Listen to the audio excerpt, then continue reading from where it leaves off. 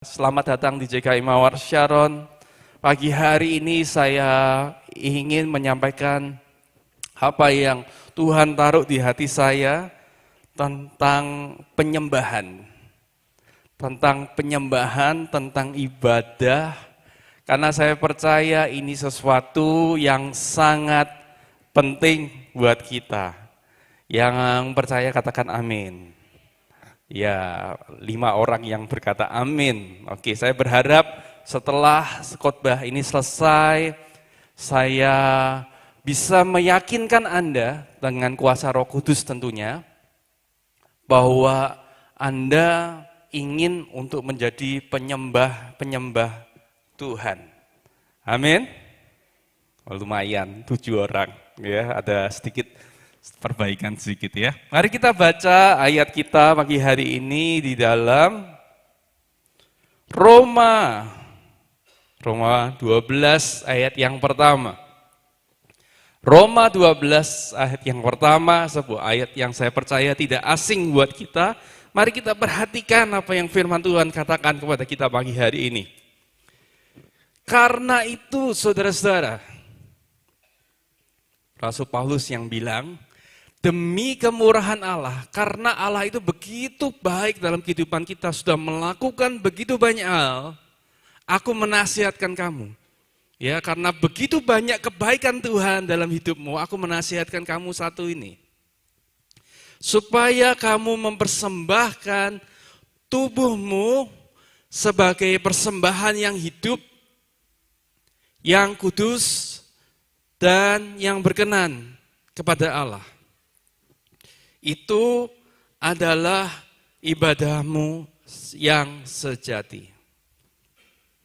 Saudara, kalau lihat gambar ini, apa yang ada di dalam pikiran Anda mengenai ibadah? Kalau Anda lihat gambar ini, gambarnya, ayo. Kalau Anda melihat gambar ini, apa yang ada di dalam pikiran Anda? Coba isi titik-titik yang ada. Ibadah menurut saya adalah titik. Kira-kira apa yang jadi jawaban Anda? Ibadah menurut saya adalah apa? Saya coba bantu ya.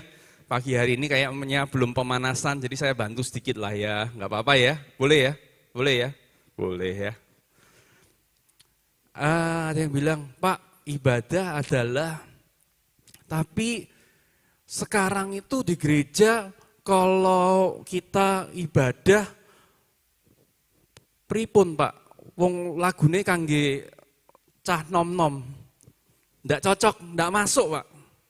Nah dari situ kita bisa ambil kesimpulan bahwa menurut beberapa orang ibadah adalah, bisa diisi tadi, adalah lagu-lagu yang kita nyanyikan. Apalagi, ada yang bilang, Pak, ibadah itu enggak apa-apa, mau datang jam berapa. Yang penting, pas khotbah sudah ada di ruangan. Pernah dengar? Pernah dengar statement seperti itu? Pernah dengar? Mau lagu nomor berapa, putaran ke berapa, enggak penting. Yang penting ibadah itu pas khotbah saya sudah ada.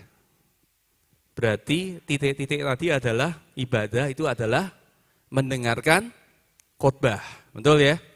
Ada lagi yang gini bilang, Pak saya ini buru-buru. Pengen cepet-cepet pulang habis ini. Nanti ada acara penting. Terus jangan pergi dulu. Pokoknya enggak boleh pergi dari ibadah sampai apa? Doa berkat. Kalau belum dapat doa berkat, belum sah. Benar? Pernah dengar? Kayaknya yang senyum-senyum pernah dengar ya.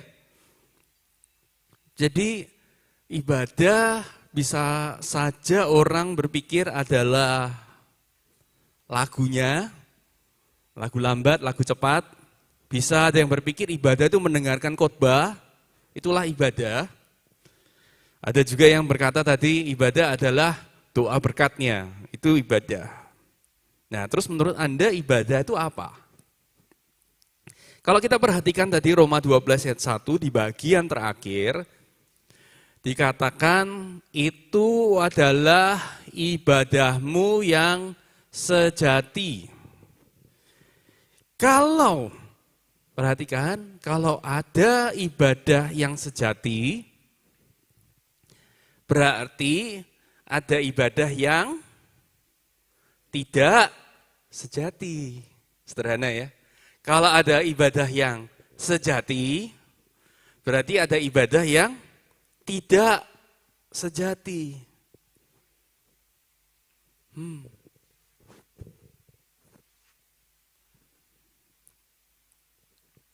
Saya dengar kalau ruangan sunyi itu bagus. Teman saya yang bilang katanya ya. Ada sesuatu yang mulai terjadi dalam kehidupan teman-teman. Yohanes 4 ayat 23. Yohanes 4 ayat 23. Tetapi saatnya akan datang dan sudah tiba sekarang bahwa penyembah-penyembah benar akan menyembah Bapa dalam roh dan kebenaran.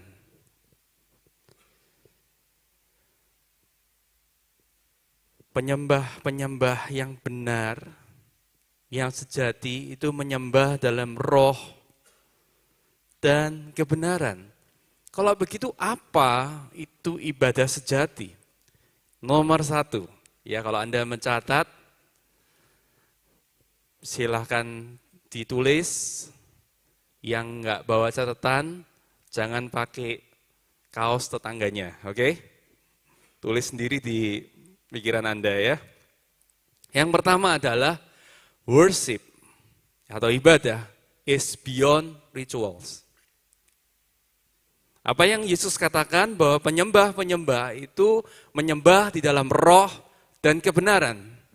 Berarti ibadah yang dimaksud itu bukan ibadah yang kita lihat atau liturgi. Yang liturgi itu yang kita sekarang ikut ya, ada lagu, ada khotbah, ada doa berkat. Ternyata bukan itu.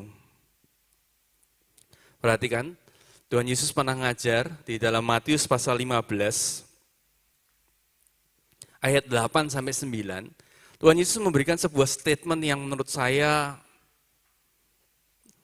lumayan keras. Ya, lumayan. Dia bilang begini, bangsa ini memuliakan aku dengan bibirnya. Berarti apa? Nyanyi. Kesaksian. Padahal hatinya jauh daripada aku. Percuma mereka beribadah kepadaku, sedangkan ajaran yang mereka ajarkan ialah perintah manusia. Nah loh, Tuhan Yesus yang bilang, yang keluar itu ternyata bukan ibadah menurut Tuhan Yesus. Saya belajar bahwa worship is beyond rituals. Roh dan kebenaran. Always remember that we only worship the audience of one. Always remember. Selalu ingat saudara pada waktu Anda datang, bahwa yang kita sembah, yang kita coba tinggikan, itu cuma satu pribadi. Pribadi siapa? Tuhan. Jadi Anda nggak perlu impress tetangga Anda gimana Anda angkat tangan, suara Anda bagus apa enggak. Yang perlu Anda impress hanya Tuhan. Mau main kayak apa, suara kayak apa, musiknya kayak apa, pilihan lagunya kayak apa. Yang lebih penting adalah Tuhan disenangkan. Jadi saya belajar bahwa ternyata Roh itu bicara soal attitude, postur di dalam, saudara. Bukan soal lagunya. Ya, tapi ternyata sikapnya. Pernahkah Anda ikut ibadah gitu ya, hingar-bingar, luar biasa, tapi enggak merasakan Tuhan sama sekali? Kok sunyi ya? Ada yang manggut-manggut, ada yang senyum gitu ya. Hingar-bingar di gereja loh. Bahkan ngomongin ribuan orang. Tapi Anda nggak bisa merasakan Tuhan ada. Tapi pernah nggak Anda di dalam satu tempat yang tersembunyi. Dan Anda benar-benar bilang, Tuhan, terima kasih. Walaupun di tengah masalah, aku percaya bahwa Engkau tidak pernah meninggalkan aku. Dan Engkau selalu memberikan pertolongan tepat. Aku mengucap syukur untuk ini. Aku mengucap syukur untuk ini. Pada waktu Anda betul-betul mengucap syukur, tiba-tiba ada kayak sesuatu yang terjadi di dalam hati Anda. Ya, Anda bisa merasakan ada kayak jamahan Tuhan. Seolah-olah dia hadir hanya karena Anda bilang terima kasih. Mengucap syukur. Jadi kita bisa simpulkan bahwa ternyata Tuhan tidak tertarik dengan apa yang keluar dari mulut, apa yang ekspresi kita lakukan selama yang paling penting adalah itu keluar dari hati atau tidak. Oleh karena itu saya belajar, ini tips ya, boleh bagi tips ya. Kalau kita ada di gereja, kita pas memuji Tuhan, fokus Anda yang pertama mestinya bukan di musik.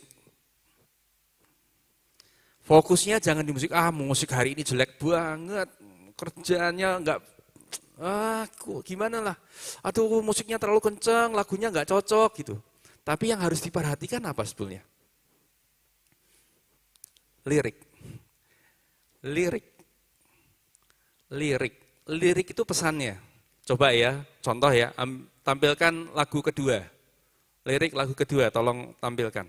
Saudara, pernah nggak menyadari bahwa lirik lagu yang Anda nyanyikan itu seringkali bagusnya bukan main, kalau itu keluar sebagai ekspresi dari hati kita yang paling dalam, saya berani jamin Tuhan itu pasti tersentuh. Ayo, lagu nomor 2.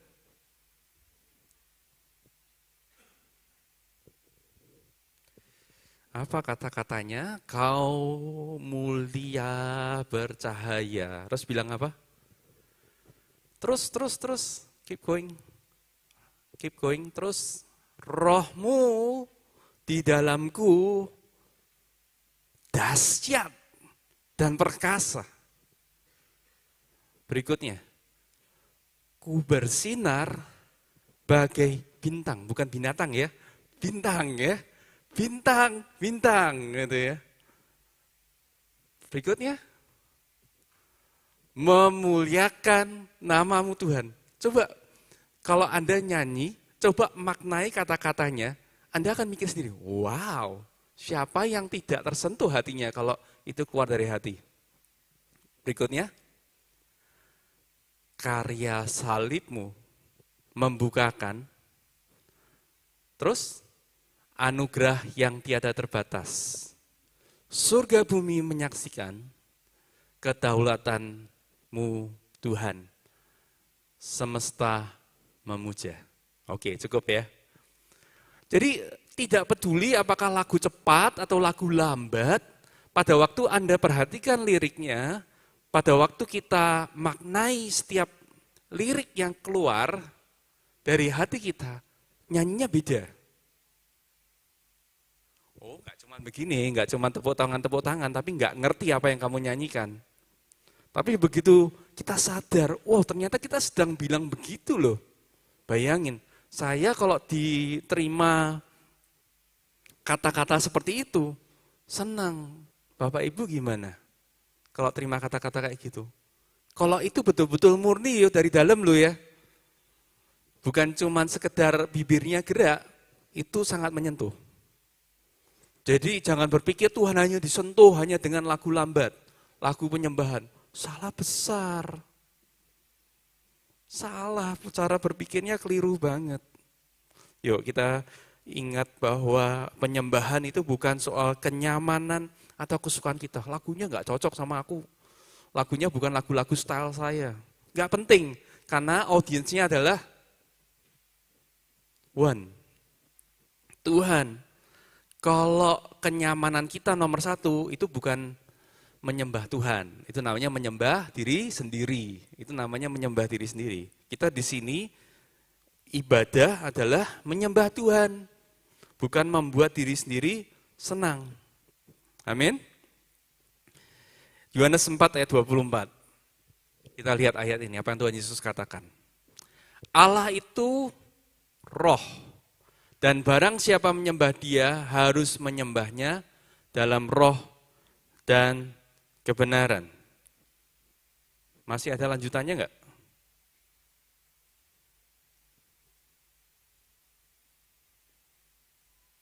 Enggak ada ya. Allah itu adalah roh, dan barang siapa menyembah dia harus menyembahnya dalam roh dan kebenaran. Ayat 23 tadi saya kelewatan ya. Sebab Bapa menghendaki penyembah-penyembah demikian. Bapa menghendaki penyembah-penyembah demikian. Kalau di dalam bahasa Inggrisnya dikatakan karena Bapa itu sedang mencari penyembah-penyembah demikian. Because God is seeking. Kalau dalam bahasa Inggris ada pretenses, is seeking itu berarti sekarang. Jadi belum terjadi, masih terjadi. Jadi Tuhan masih sampai hari ini tanggal berapa nih? 28 Mei 2023 masih statusnya ada lowongan penyembah. Ya, Tuhan sedang buka lowongan penyembah. Istilahnya begitu. Sedang mencari, bukan sudah ketemu, tapi masih mencari sampai sekarang. Itu yang pertama. Worship is beyond rituals. Siap yang kedua? Yang kedua adalah, siap nggak siap kayaknya tetap saya harus lanjut ya. Yang kedua adalah worship is a life of excellence. Nah, ini menjawab pertanyaan teman-teman, kayaknya kita bahas ini gara-gara waktu kita pernah bahas di Komsel ya, Komsel Telogosari, terus ada yang nyeletuk beberapa bilang, ini kok nggak pernah dibahas ya? Nggak pernah dibahas di hari Minggu ya? Saya pikir, iya benar juga ya, kayak gini penting banget untuk kita mengerti ya, apa itu true worship. Jadi true worship saya tahu pertama apa? Beyond rituals. Bukan soal tata cara, tetapi tentang hati, tentang roh dan kebenaran yang paling dalam. Nanggap ya. Yang kedua adalah worship is a life of excellence. Adalah sebuah hidup yang sangat excellent. Nah, tolong ditampilkan gambarnya berikutnya. Worship adalah dari kata, bacanya apa ini? Audah. Ya coba saudara-saudara latih dulu. Audah ya. Siapa tahu nanti kalau di surga ini salah satu ujian untuk masuk ya. Siapa tahu, saya kan enggak tahu karena belum pernah ke sana gitu ya. Siapa tahu, tanya. Kamu tahu enggak worship itu kata aslinya apa? Enggak tahu, sorry ya, maaf Anda belum beruntung gitu ya. Pertama paling enggak di JKI Mamarasul ternyata sudah pernah dibahas, sudah pernah tahu. Worship kata ibadah atau penyembahan itu dari kata ini, avodah. Dan avodah itu ternyata punya 3 arti. Yang pertama adalah work, kerja. Yang kedua penyembahan, ritual. Yang ketiga service atau pelayanan. Work, worship, service. Jadi ada orang tanya, gimana kalau saya nggak bisa datang hari Minggu? Saya harus kerja, nafkah. Saya nggak ibadah dong. Menurut Anda gimana? Kalau melihat definisi ini, tetap bisa ibadah.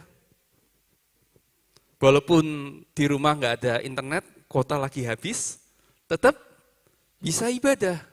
Karena apa? Karena ibadah adalah sebuah life of excellence. Sebuah kehidupan yang excellent. Matius 5 ayat 16. Salah nih ayatnya. Ayatnya salah. Matius 5 ayat 16 bunyinya bukan itu deh. Ya. Karena saya cukup yakin, saya buka dulu ya. Bapak Ibu bantu buka ya, Matius 5 ayat 16. Ya, kelihatan ya. Sering baca Alkitab apa enggak ya. Jadi ayatnya keluarnya salah ya. Loh, Matius 5 ayat 16 hari ini kok suaranya kayak gitu ya. Beda ya isinya ya. Yuk kita baca ya. Sudah buka Alkitab Anda? Siap? Demikianlah hendaknya terangmu bercahaya di depan orang, supaya mereka melihat perbuatanmu, your work, yang baik, dan memuliakan Bapamu yang di surga. Jadi untuk bersinar itu memerlukan satu tindak pekerjaan yang baik, excellent katanya. Sehingga orang bisa memuliakan Bapa kita di surga. Bapak Ibu, satu kali saya lagi ke Ungaran. Saya lagi ke Ungaran, kota kecil ya, mau ke rumah saudara saya. Tiba-tiba di sebuah gang muncullah sebuah mobil. Gambarnya kayak begini, saudara. Gambar, ayo silakan, come on. Ini Ungaran, saudara ya. Di luar keluar dari gang, keluar mobil kayak begini, saudara.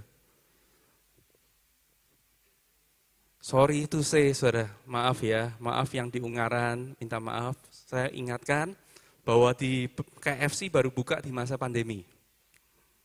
Itu Ungaran. Dari dulu kalau mau cari KFC harus datang ke kota Semarang. Ya segitunya, ya. Apalagi McD dan lain-lain, nggak tahu ya kapan ya. Tapi dari kota Ungaran yang kecil, dari gang keluar mobil kayak gitu. Saya kaget luar biasa. Dan saya lihat platnya bukan Roman, tadi platnya Roman ya, tapi platnya AD depannya. Wow, saya mikir siapa ini yang nyasar di gang gitu ya. Nyasar di gang, gitu lihat, wow. Nah saya yakin dan percaya, pada waktu kita berpapasan, sopir dari mobil tadi nggak mungkin lihat mobil saya dan berkata, wow, mobil apa itu? Saya percayalah, saya tahu dirilah, nggak mungkin. Tapi kalau saya yang, wow, mobil apa itu? Itu wajar. Wajar, wajar. Tapi kalau dia wow ke saya, nggak mungkin. Saya cukup tahu dirilah. Jadi intinya begini, sesuatu yang baik, sesuatu yang excellent, itu selalu menarik perhatian. Selalu membuat orang pingin cari. Kalau bisa Anda ngaku ya, mungkin beberapa, begitu ada yang gitu, cari-cari. Ikuti. Itu mau kemana sih? Rumahnya yang mana sih gitu ya? Penasaran gitu ya. Nah sama halnya waktu kita melakukan sesuatu dengan sangat baik, ini adalah ukuran excellent. Orang pasti ingin menemukan kita. Orang pasti ingin menemukan kita. Jadi kalau di gereja, saudara-saudara, ibadah yang sejati adalah hidup dengan excellent. Saya sudah excellent kok. Sudah excellent. Saya sudah memberikan yang terbaik. Pertanyaannya, pulang dari sini Anda dicari orang apa enggak? Apa dicari tukang utang, penagih utang? Anda dicari orang apa enggak? Karena pekerjaan Anda begitu baik, Anda harus ditemukan. Saya baru nyadari, excellent itu adalah hidup sedemikian rupa, hingga orang lain tuh ingin menemukan dan ketemu dengan Anda. Sama seperti mobil itu, begitu muncul, orang penasaran. Kapan bisa ketemu lagi ya? Kalau kita begitu baik di dalam pekerjaan kita, sebagai tukang potong rambut, begitu excellent, orang pasti cari kita kok. Betul ya? Mau masuk di gang, rumahnya kecil, nggak buka salon di depan, orang pasti akan cari. Kalau kita adalah seorang pegawai yang excellent, pasti akan dicari oleh siapa? Oleh bos. Kalau mau kasih tugas, kepercayaan, kasih ke siapa ya? Kasih yang excellent apa yang rata-rata? Pasti yang excellent dong, tanggung jawab. Yang paling banyak dipercaya, pasti itu orang yang dicari. Amin. Amin. Saudara, tahukah saudara di dunia ini ada sekitar satu bangsa kecil, kira-kira cuman sekitar 15 juta orang. Ya, negaranya kecil ya, cuman kurang lebih orangnya cuma 15 juta. Dibandingkan Indonesia nggak ada apa-apanya. Tapi kalau kita ngomongin soal pemenang Nobel, ya, Nobel penghargaan kelas dunia, itu hampir 70% orang dari negara itu. Kalau kita ngomongin soal sastra, Pulitzer Award, 70%, 60% lebih lah, itu yang menang orang dari negara itu. Oscar, Grammys, ya paling tidak 50% lebih pasti orang-orang itu lagi. Lucu ya, cuma 15 juta populasinya, tetapi ada di mana-mana. Anda lihat di setiap pemerintahan, di negara-negara maju, paling enggak ya, lihat ke anggota dewan, ke pemerintahan, mungkin wakil presiden, paling enggak bisa ditelusuri, ini orang keturunan dari negara itu. Bisa ya, luar biasa ya, dimanapun di dunia, megang ekonomi, megang bisnis, megang segalanya. Cuman kecil, Anda berpikir penemuan-penemuan teknologi yang paling itu dari mana? Ya dari negara itu juga. Nggak mungkin ada chip, nggak ada mungkin ada microconductor yang kecil banget tanpa ada teknologi dari negara itu. Jadi boleh bilang nggak suka, tapi kita bergantung sama negara itu. Banyak negara di dunia bergantung ternyata. Excellent. Selalu dicari. Walaupun sekecil apa, selalu dicari. Amin. Yang ketiga, yang terakhir. Nafas lega dulu dong. Hampir selesai. Hampir selesai ya. Yang ketiga, worship is a life of service. Ibadah itu adalah sebuah pelayanan. Ibadah itu sebuah pelayanan. Tadi yang pertama, avodah itu bicara soal worship dari hati. Yang kedua, worship itu bicara soal pekerjaan yang excellent. Yang ketiga, yang terakhir adalah pelayanan. Saya minta tim praise and worship bisa siap-siap balik ke depan dong. Matius 25 ayat 40 berkata begini.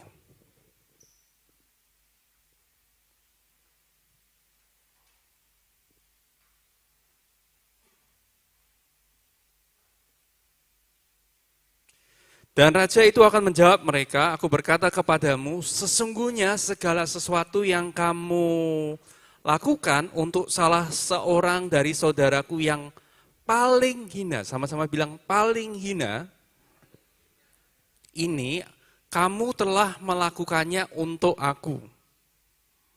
Kamu telah melakukannya untuk aku. Jadi ibadah itu ternyata kaitannya sama orang lain. Melakukan sesuatu untuk orang lain, itu namanya ibadah. Oleh karena itu, saya selalu tekankan pada teman-teman, ayo, saya tidak bosan-bosan bilang, ayo pelayanan. Karena apa? Karena kita diciptakan untuk berguna bagi orang lain. Tidak ada satupun dari kita, coba lihat ya, lihat kanan kiri, ada enggak orang yang tidak berguna? Kita semua diciptakan untuk berguna bagi orang lain. Nah, yang membedakan adalah namanya sikap dalam melayani. Yang akan membedakan kita dari kerumunan. Caranya kita melayani. Attitude kita dalam melayani itu yang akan membedakan kita dari kebanyakan orang. Saya pernah cerita anak saya tiba-tiba bukain saya pintu. Ya, wah saya senang dilayani kayak begitu. Saya tanya, ternyata dia bilang, oh kokonya yang ngajarin, kokonya ada di sini. Oh kokonya yang ngajarin, kan itu dia belajar dari saya, dia bilang gitu ya. Bukain mana? Bukain mamahnya pintu. Wih, gitu keren ya, bukain mamahnya pintu. Nah, saya belajar untuk melatih anak-anak untuk melakukan pelayanan dari sejak muda. Ya, tidak harus terpaku dalam pelayanan yang ada di dalam 4 dinding gereja ini, tapi sikap dalam melayani itu adalah hal yang sangat penting sekali. Kenapa saya berani bilang gitu? Rasul Paulus bilang dalam Filipi 2. Mari kita dengarkan baik-baik ya. Karena itu sempurnakanlah sukacitaku atau puji-pujian yang... Oh, kecepatan ya. Bentar. Karena itu sempurnakanlah sukacitaku dengan ini, hendaklah kamu sehati sepikir dalam satu kasih, satu jiwa, satu tujuan. Dengan tidak mencari kepentingan sendiri atau puji-pujian yang sia-sia. Ini kuncinya. Sebaliknya hendaklah dengan rendah hati yang seorang menganggap yang lain lebih utama daripada dirinya sendiri. Dan janganlah tiap orang hanya memperhatikan kepentingannya sendiri, tetapi kepentingan orang lain juga. Jadi pelayanan ternyata itu memperhatikan kepentingan orang lain. Dan saudara tahu nggak? Pada waktu Anda jago dalam melayani, mengerti kepentingan orang lain, itu resep nomor 1 berhasil dalam bisnis. Nomor 1 customer satisfaction itu tadi yang barusan kita baca. Nomor 1, mau punya produk sebagus apa, service sebagus apa, kalau yang ini tidak jalan, bisnis Anda saya jamin tidak akan bisa maju. Nggak mungkin. Kuncinya adalah bagaimana customer is satisfied. Kita mau siapapun kita, umur berapapun, kita punya sikap untuk melayani, mengutamakan kepentingan orang lain. Ya teman-teman yang youth, kemarin Jumat kita pergi satu seminar di sebuah gereja, yang melayani ada usher, membantu pendaftaran mbak-mbak gitu ya. Sudah masuk belum, sudah bayar belum, sudah masuk gitu ya. Masuk. Selesai acara, besoknya ada lagi. Saya baru tahu yang tadi bantu asyir, yang bantu masuk itu, tahu-tahu dia ada di mimbar, main keyboard. Kaget juga saya. Wow, asyirnya sekarang jadi pemain keyboard gitu ya. Dan pada waktu main keyboard, mainnya bagus lagi, lumayan lah ya. Mainnya lumayan bagus. Dan terus habis itu dikasih tahu, ini dia main keyboard, dia nulis album instrumental. Dan buat Bapak Ibu yang pernah terbang dengan Singapore Airlines, ada sebuah karya dari anak orang Indonesia yang Anda bisa dengarkan pada waktu Anda terbang dengan Singapore Airlines. Itu tadi mbak-mbak yang bantu pendaftaran. Coba bilang dong, wow. Wow-nya sumbang banget kayaknya enggak ini. Coba latihan tuh ya, wow tuh harus lebih merdu gitu loh ya. Wow gitu kayak sumbang banget sih. Coba dong sekali lagi ya, saya kasih kesempatan. 1, 2, 3. Yang atas gitu ya, wow-nya harus lebih tinggi ya. Tangannya lebih tinggi, nada lebih tinggi ya. Wow gitu ya. Coba yang bawah, wow-nya lebih nada rendah ya, siap? 1, 2, 3. Nada rendah. Wow, gitu loh. Nah, gitu. Tahukah saudara bahwa orang-orang yang melayani seringkali kita anggap rendah, sepele. Tetapi orang-orang yang punya hati melayani, itu sebetulnya adalah orang-orang yang paling luar biasa. Jadi sebetulnya melayani itu bukan untuk orang rendahan. Itu cara berpikir yang keliru sama sekali. Melayani itu justru untuk orang-orang yang elit statusnya. Bukan untuk orang-orang rendahan. Kalau Anda berpikir nyambut di depan pintu, itu rendahan. Satu kali Anda akan sadar, nyampe, saya satu tempat, nyampe yang nyambut tamu gitu ya. Lalu saya lihat, loh ini kan dokter spesialis anak, yang saya pengen janjian aja ketemunya susah. Nyambut di depan gereja, usher. Loh, come on, seringkali kita nganggap rendah yang namanya pelayanan tuh, walah pelayanan tuh, apalagi usher. Tapi nggak tahu kalau kita betul-betul melakukan pelayanan dengan benar, penyembah yang sejati itu akan membukakan kapasitas dan kebesaran kehidupan kita. Amin. Saya nggak tahu loh, yang lagi main ya, ternyata ya di tempat ini, kita ngomongin tempat ini, ternyata adalah juara paduan suara internasional di Amerika. Wah, tempat ini loh saudara, ada loh di tempat kita yang nyambut tamu. Ini benar ya, nyambut tamu adalah orang kepercayaan di tempat usahanya. Loh beneran, ya. Bosnya bisa ada di luar negeri, tanpa ada orang ini, nggak mungkin bisnis itu jalan. Saya tahu, ada di antara saudara-saudara. Jadi stop untuk memandang, punya pemikiran bahwa pelayanan itu sesuatu yang hina. Salah besar. Saya mau katakan begini bahwa ini prinsip pelayanan. Kita tidak bisa benar-benar bahagia tanpa membahagiakan orang lain. Ayo sama-sama yuk katakan, kita tidak bisa benar-benar bahagia tanpa membahagiakan orang lain. Nah itu customer satisfaction. Kalau kita mau hidup kita besar, kita harus ingat ibadah yang sejati. Penyembah-penyembah Tuhan itu bicara 3 hal. Worship, work, and service. Jadi bukan ritual, tapi juga di dalam pekerjaan harus excellent. Harus sampai dicari orang. Harus punya hati melayani, mengutamakan kepentingan orang lain. Jujur ya saudara, melayani itu memperbesar. Saya kasih tahu resep. Ya, kalau Anda mau kapasitas Anda diperbesar, nggak ada cara lain, Anda harus belajar punya sikap melayani. Melayani itu selalu memperbesar. Selalu memperbesar kapasitas kita. Ini gambar adalah gambar Niagara Falls, sebuah air terjun yang paling besar di dunia.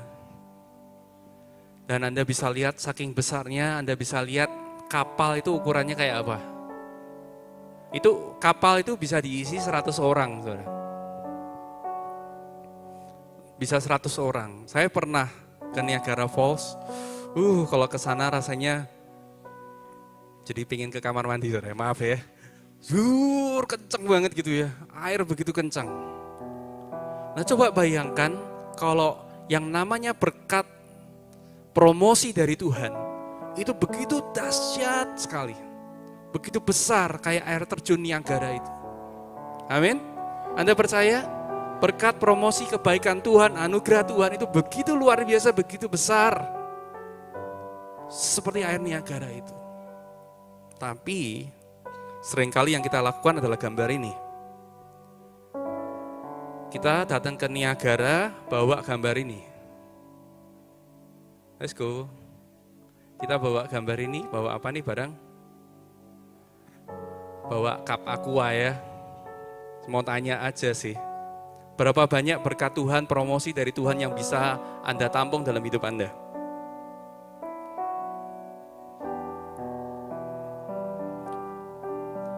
Ya teman saya bilang kalau diam itu bagus ya, berarti ada yang menusuk-nusuk dalam hati.